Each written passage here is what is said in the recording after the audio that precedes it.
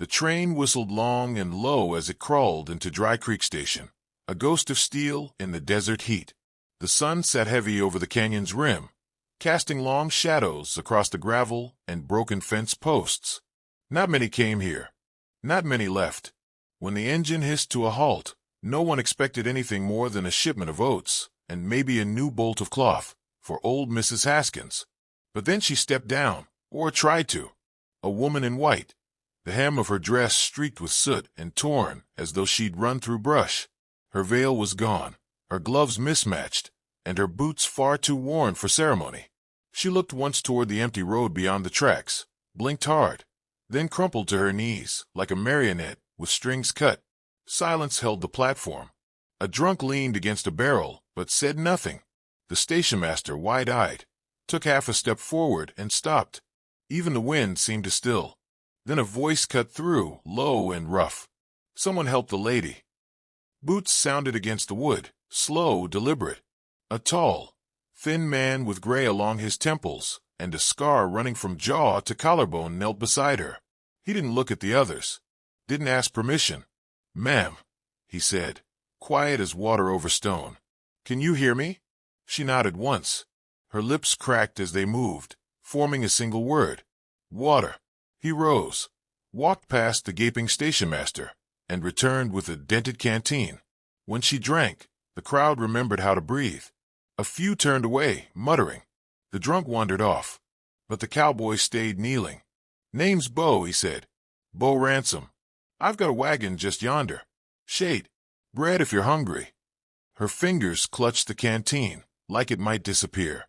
She looked at him fully for the first time, and he saw the wreckage in her eyes. Not just of the dress, but of the soul. She nodded. He helped her up. She winced when she stepped, and he caught her weight without asking. Dust swirled up from the road as he led her to a buckboard hitched to a pail, aging gelding with a twitchy left ear. They rode out slow, leaving behind the station and its watchers. No one called after them. The wind picked up again as if the desert exhaled. She didn't speak for the first mile, just held her bundle of wilting flowers close, like something worth remembering. Bo didn't press. He handled the reins with ease, letting the silence rest where it pleased. His land lay 5 miles west, where the scrub thickened and the rock turned red and jagged. A hawk circled overhead. "My name is Eliza," she said at last. Her voice was clearer now, but hesitant, like a song remembered after too long. "Eliza May Carver." Bo nodded once, eyes ahead. "All right. I was meant to be married yesterday." "I figured." She smiled then, but it was a ghost of a thing. "He had money. My father said it would be a good life. Said I'd have dresses and servants, and he could retire the church debts." Bo nodded again. Still no judgment. The gelding flicked his ears. He wasn't what he said he was. Not when the day came. Drunk. Mean. I think. She stopped. Took a breath. I ran. Caught the train before he could find me. Bo said nothing for a long while. The wind moved through the canyons, whispering secrets in the stone. "You got anyone waiting?" he asked. She shook her head. "Mama passed 2 winters ago. My brothers scattered after the war. I wrote my cousin in Amarillo once, but I don't know if she's even alive." Bo shifted the reins. "Then we'll figure something." The sun dipped lower, bleeding orange across the sky. They crested a ridge, and below them sat Bo's ranch, small, rugged, half lost to dust and time. The barn leaned right from an old storm, and the house wore its years like a second skin. But the fences were mended, and a chicken pecked by the porch. Eliza's eyes lingered on it all. "It's quiet. Sometimes quiet's what's needed." He helped her down again, slow and careful. She winced as her bare foot hit the ground. Her shoe had come apart at the sole. He didn't comment, just opened the door and let her inside.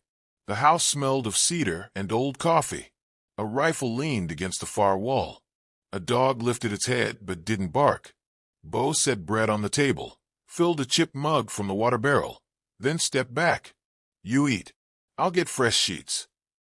She looked at the food, then at him. "Why are you helping me?" Bo paused. "'Cause you needed help." No one else moved. "They ain't me." He left her with that. The screen door creaked as he stepped onto the porch, the wind tugging at his coat. He lit a match with a thumb and struck his pipe. Night was coming on fast now.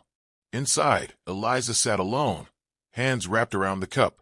Her dress was ruined, her hair tangled, but she was safe. For now.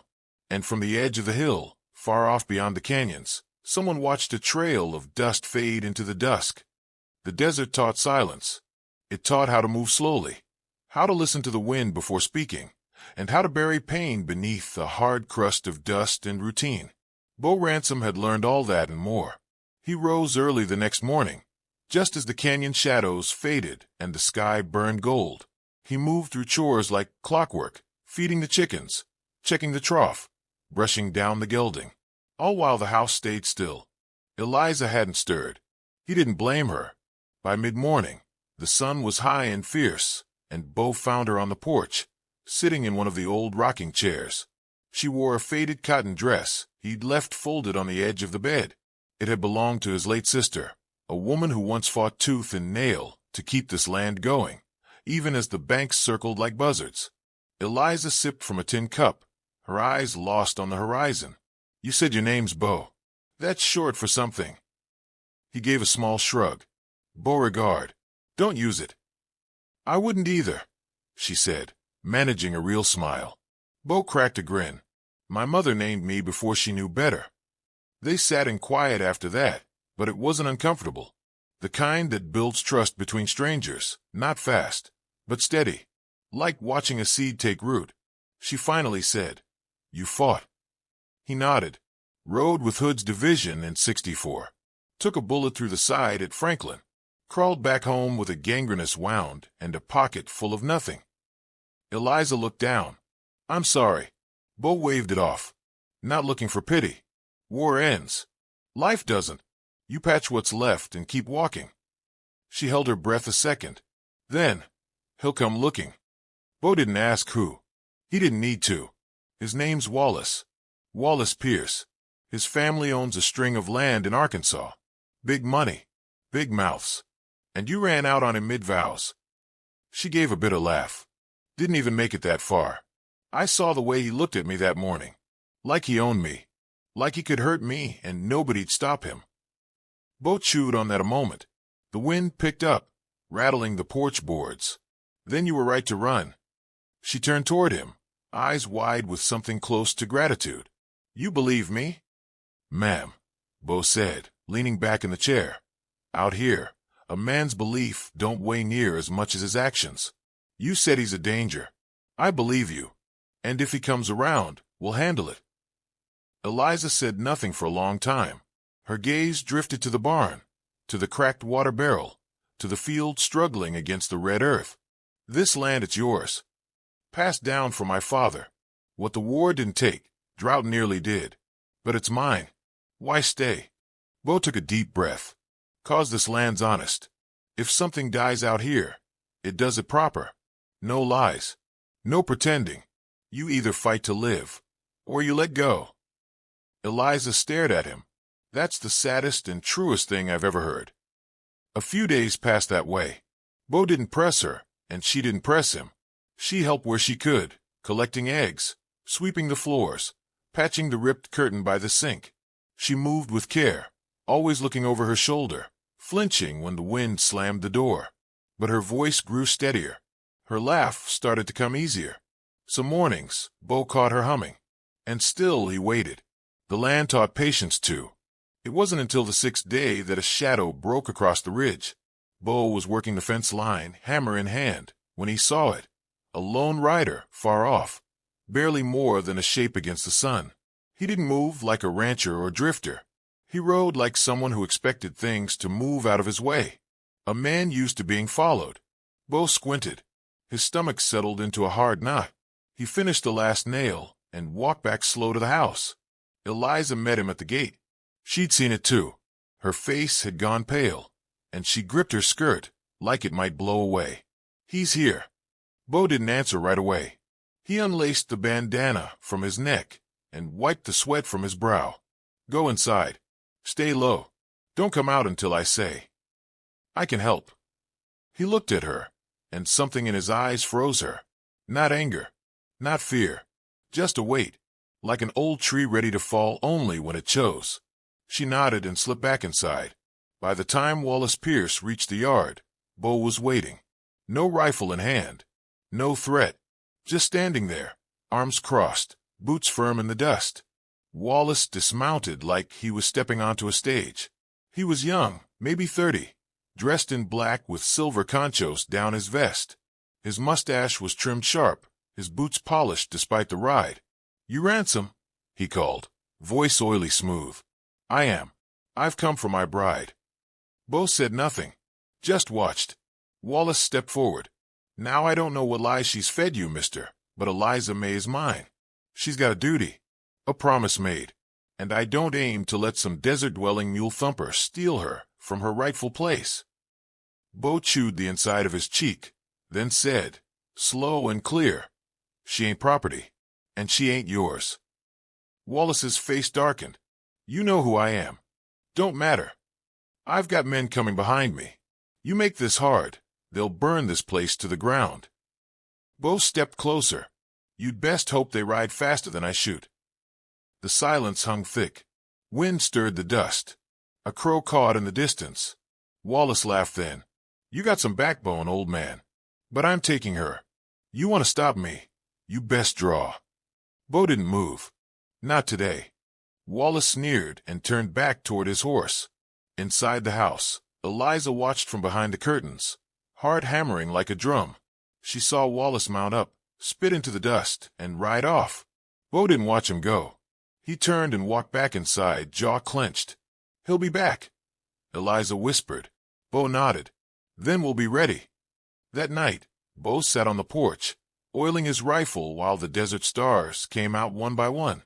Eliza brought him coffee, then sat beside him, her fingers brushing his. She asked, voice low, "Were you always this calm in the face of trouble?" Bo didn't look at her. "No, but I've seen storms come and go. This one'll pass too." But even he knew, storms don't pass on their own, not without a fight. They came at dawn, their silhouettes black against the orange spill of morning. 5 riders, hard-faced and grim, following Wallace Pierce like wolves to a kill. Dust trailed behind them as they descended the ridge, the sound of hooves rolling like thunder through the dry basin. Bo had been waiting. He stood beside the barn, rifle cradled loose in his arms, his boots dug firm into the earth like he'd grown from it. Eliza stood just inside the house, watching through the slatted window, one hand on the table for balance, the other clenching a small carving knife she'd found in a drawer. It was all she had, and still too much to do nothing. Wallace pulled up first, his stallion snorting and stamping the dirt. "Ransom," he called, voice high and triumphant. "Didn't take you for a fool, but here we are." Bo didn't move. "This land's mine. You come with fire or fists. You leave bones in the soil." One of the men behind Wallace laughed, a tall one with a scar down his neck and a shotgun slung across his lap. Another chewed something and spat. None of them looked scared. Wallace dismounted slow, adjusting his gloves. "She belongs to me. You've had your fun playing house, but it ends now. Step aside." Bo raised the rifle, not aimed, just held deliberate. "You think she's property. That's your first mistake. You think I'll let you walk off with her. That's your last." The man with the scar nudged his horse forward. "We can take him, boss." Wallace lifted a hand. "Hold." Then he stepped forward, alone, dust swirling around his boots. "You sure about this?" he asked Bo. "Quieter now. Close enough to speak like men. You got no kin. No law on your side. Just you and her and a patch of land so dry it don't remember rain." Bo didn't answer. His eyes never left Wallace's. Wallace exhaled, slow. "All right then." He turned quick, sharp as a viper strike, and shouted, "Take him." The men spurred forward. Bo fired. The first shot hit Scar's horse square in the chest, sending the beast toppling sideways with a scream. Scar tumbled out, clutching his shotgun, dazed. Bo pivoted left, fired again. The second man reeled from his saddle, howling, blood spreading across his coat. Then Bo ducked behind the well, bullets tearing the boards around him. Inside the house, Eliza flinched as glass shattered near her head. She dropped low, heart pounding, the sound of gunfire ripping through the morning like ripping cloth. Bo moved like water, slow, sure, unafraid. He waited for the pause, for that breath between reloads. Then he rose and shot again. One more outlaw down, rolling in the dust, screaming about his leg. Wallace cursed and took cover behind the trough. His last man, the youngest, froze in place, horse trembling beneath him. "Go on, boy," Wallace shouted. "You wanted in on this. Earn your pay." The young man hesitated, then turned and rode off, fast as the wind would carry him. Bo rose again. Wallace stood too, gun raised. The two men faced each other across the dust and broken silence. "You're not fast enough," Wallace sneered. "Maybe not," Bo said and lowered the rifle. Wallace blinked. "You giving up?" "No," came Eliza's voice from behind him. She stepped out of the house with the carving knife still in hand, blood on her sleeve, from where a shard of glass had nicked her earlier, but it might as well have been war paint. Her eyes met Wallace's like ice meeting fire. "You want to hurt someone," she said. "Come try me." Wallace stared at her. He laughed, a dry, cruel sound. "This what it's come to. A broken soldier and a runaway bride." Bo didn't move. "It's more than enough." Wallace raised his gun. Bo stepped in front of Eliza, but the shot never came. Wallace hesitated, a flicker of something in his eyes. Doubt maybe. Or fear. Then the sound of hooves again. Not from Wallace's men this time. From the hills. A distant rumble became a thundering gallop. For riders came tearing down from the west. Men Bo recognized, neighbors from 3 ridges over. Farmers with rifles, ranchers with dust on their coats. Men who owed Bo small things from years past, a repaired fence, a shared mule, a child saved from a well. They didn't forget. They didn't ask questions. They surrounded the yard in a half-moon. Wallace stepped back. "Time to go," one of the riders said coldly. Bo's voice followed. "I didn't call them. They came because men like you leave rot wherever you step." Wallace looked around, calculating. But even he could see the numbers now. He backed toward his horse. "You ain't seen the last of me." Bo nodded. "That's your second mistake." Wallace mounted up, pulled his reins tight, and turned without another word. Scar was already dragging himself toward his own horse. The 2 other men, one limping, one bleeding, followed their leader, leaving a trail of dust and curses behind them. When they disappeared over the ridge, the other ranchers turned toward Bo. One tipped his hat. "You all right, Ransom?" Bo gave a small nod. "Thanks, Jesse. I owe you." The man grinned. "You already paid." They rode off without ceremony, like ghosts that came only when called. The sun climbed higher. The wind settled. Bo turned to Eliza. Her hands were still trembling, her chest rising and falling like a bellows. But she met his eyes. "You didn't run," he said. "I've done enough running," she replied. Together, they looked out at the yard, at the hoof prints, the spilled water, the shattered glass, and the blood drying in the dirt. And still, something in the air felt cleaner. Bo rested a hand gently on her shoulder. "Storm's past," he said. "For now," she answered. But they both knew. Some storms change the land for good. For 3 days, the ranch held its breath. Eliza swept glass from the windowsills with careful hands. Bo patched bullet holes in the barn door and hammered new planks over the broken fence. They worked side by side, speaking little but moving in rhythm, as if silence had become its own kind of language. There was no mention of Wallace, no talk of what might come next. The land around them had grown quiet, almost sacred, the way a chapel feels after the last hymn has faded. One morning, Eliza came out to find Bo digging a new well closer to the house. His shirt clung to him in the heat, and the dust settled on his skin like second skin.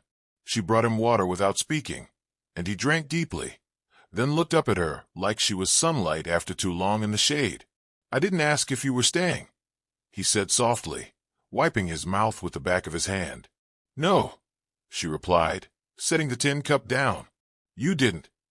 He didn't press, just looked out at the hills, the faint outline of the far-off ridge where Wallace had disappeared days ago. "Eliza," he said finally, voice low and steady. "You don't owe me your life."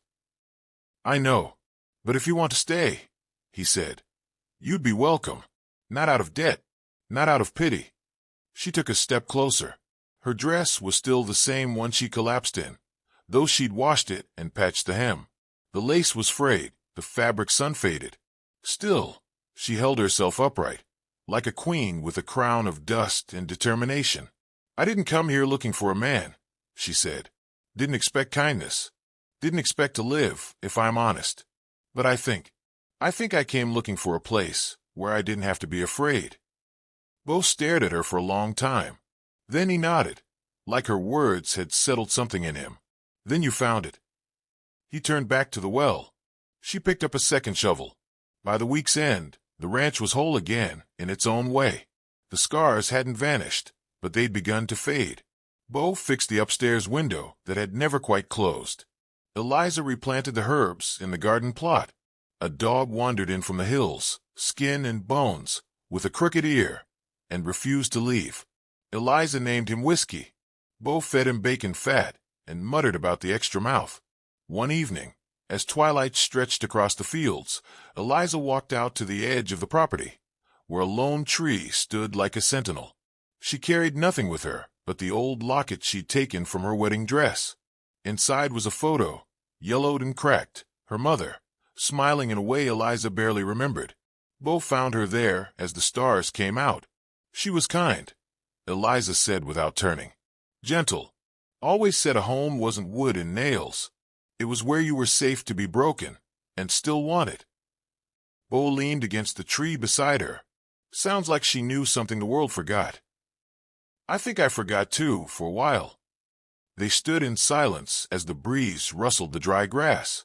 You were someone else once, she said at last. Before this. He gave a slow nod. Before war. Before wandering. Before I learned quiet could hold more truth than words. You've lost people. Everyone does. But you stayed kind. His smile barely lifted. Kindness don't cost as much as hate, and it builds things hate only knows how to burn. She looked up at him. Why did you take my hand at the station? He shrugged. You looked like someone who still had a fight in her. Just didn't know where to throw the punch.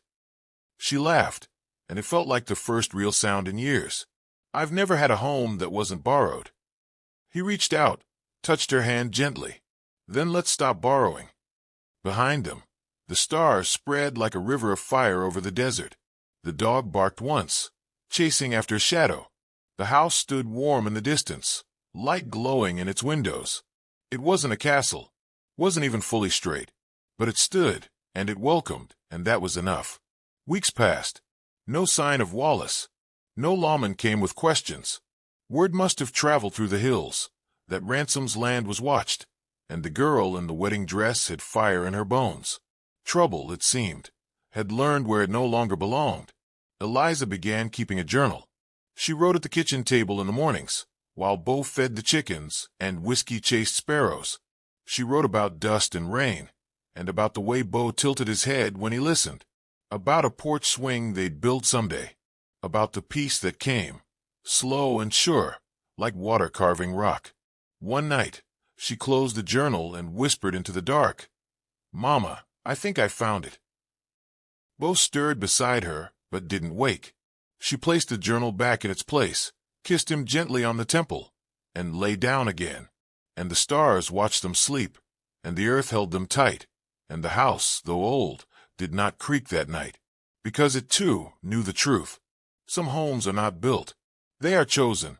They are held, and they are never given up again.